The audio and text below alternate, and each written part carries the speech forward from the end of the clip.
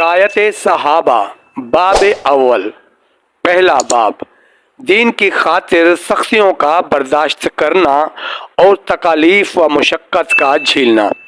हजूर अक़दस सल्लल्लाहु अलैहि वसल्लम और सहाबा इकराम रज़ियल्लाहु ताला अन्हुम अजमाइन ने दीन के फैलाने में जिस कदर तकलीफ़ें और मुशक्क़तें बर्दाश्त की हैं, उनका बर्दाश्त करना तो दरकिनार, इसका इरादा करना भी हम जैसे नालायकों से दुश्वार है।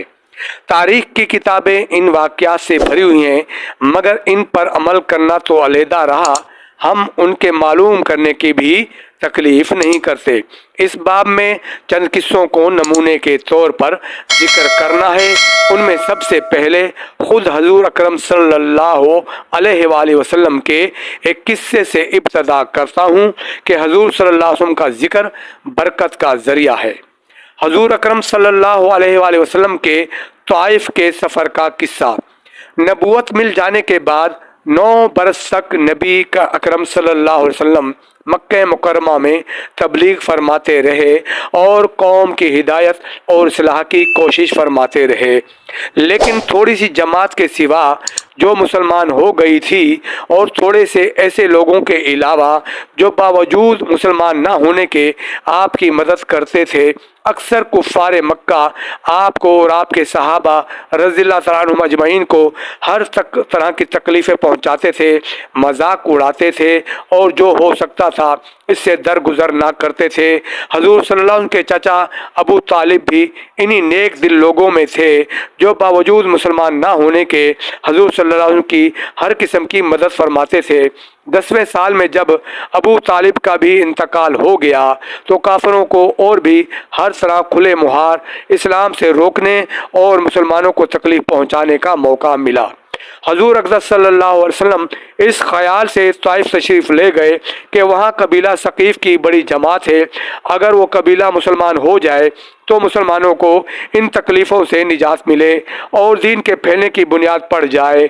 वहाँ पहुंचकर कबीले के 3 सरदारों से जो बड़े दर्जे के समझे जाते थे गुफ्तगू फरमाई और अल्लाह के दीन की तरफ बुलाया और अल्लाह के रसूल की यानी अपनी मदद की तरफ मुतवज्जे किया, मगर इन लोगों ने बजाय इसके कि एक दीन के बात को कबूल करते या कम से कम अरब की मशहूर मेहमान नवाजी के लिहाज से एक नौवारिद मेहमान की खातिर मुदारत करते, साफ जवाब दे दिया और निहायत बेरुखी और बद अखलाकी से पेश आए।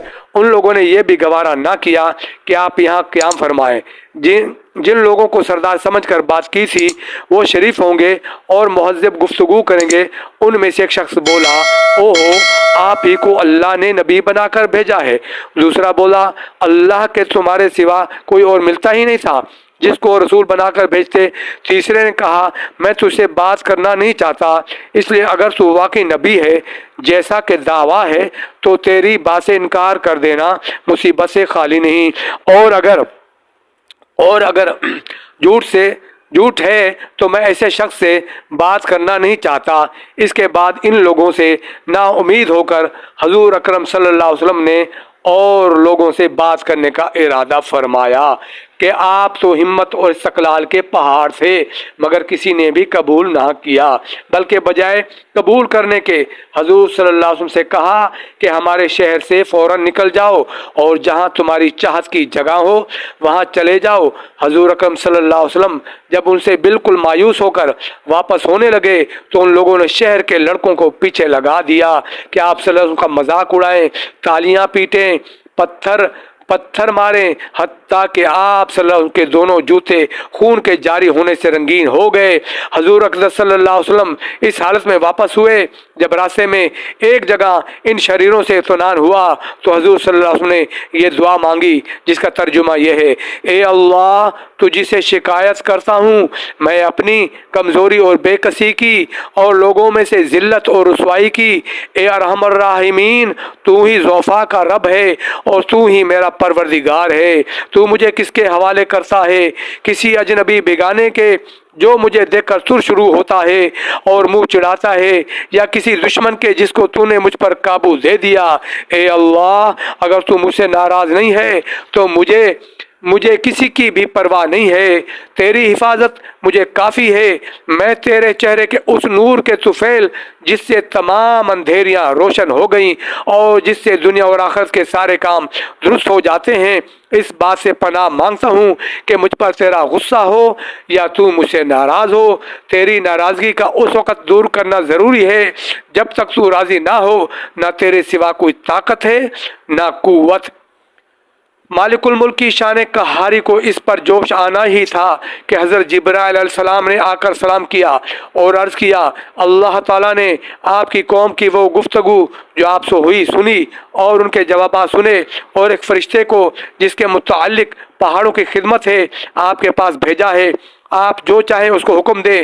اس کے بعد اس فرشتے نے سلام کیا اور عرض کیا، جو ارشاد ہو میں اس کی تعمیل کروں، اور اگر ارشاد ہو تو دونوں جانب کے پہاڑوں کو ملا دوں جس سے یہ سب درمیان میں کچل جائیں، یا اور جو سزا آپ تجویز فرمائیں۔